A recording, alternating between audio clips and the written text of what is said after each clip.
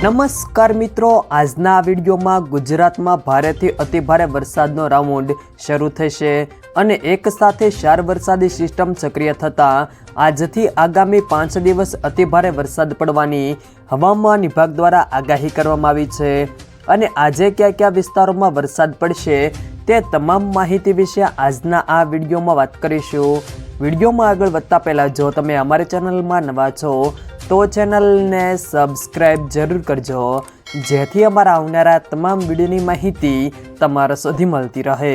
તો ચાલો શરૂ કરીએ આજનો આ વિડીયો। ગુજરાતમાં ચોમાસું ફરી એકવાર સક્રિય થવા જઈ રહ્યું છે। હવામાન વિભાગે આજથી રાજ્યમાં ભારે વરસાદની આગાહી કરી છે, જેમાં દક્ષિણ અને ઉત્તર ગુજરાતના જિલ્લાઓમાં ધોધમાર વરસાદની શક્યતાઓ છે। આગામી 7 દિવસ સુધી રાજ્યમાં ભારેથી અતિભારે વરસાદનો નવો રાઉન્ડ શરૂ થવાની આગાહી કરી છે, જેમાં 18થી 20 તારીખમાં ઓરેન્જ એલર્ટ જાહેર કરાયું છે। હવામાન વિભાગે માછીમારોને 18થી 20 ઓગસ્ટ સુધી દરિયો ન ખેડવાની પણ સલાહ આપી છે, કારણ કે આ દિવસોમાં ભારે વરસાદ સાથે તોફાની પવનની પણ શક્યતાઓ છે।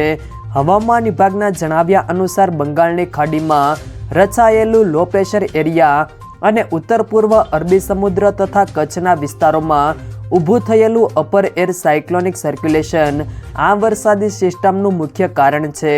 હવામાન વિભાગે 18 ઓગસ્ટે રાજ્યના મોટાભાગના જિલ્લાઓમાં અતિભારે વરસાદની આગાહી કરી છે। પાટણ જિલ્લો સિવાય રાજ્યના તમામ જિલ્લાઓમાં ભારેથી અતિભારે વરસાદની શક્યતાઓ છે। 18થી 20 ઓગસ્ટ દરમિયાન ઓરેન્જ એલર્ટ જાહેર કરાયું છે। નીચાણવાળા વિસ્તારોમાં પૂર જેવી સ્થિતિ પણ ઊભી થઈ શકે છે।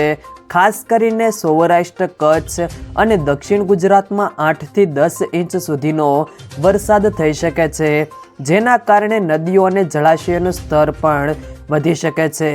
આ સમય દરમિયાન 30થી 40 કિમી પ્રતિ કલાકની ઝડપે પવન ફૂંકાવાની પણ શક્યતાઓ છે, જેના કારણે રસ્તાઓ પર દૃશ્યતા ઓછી થઈ શકે છે।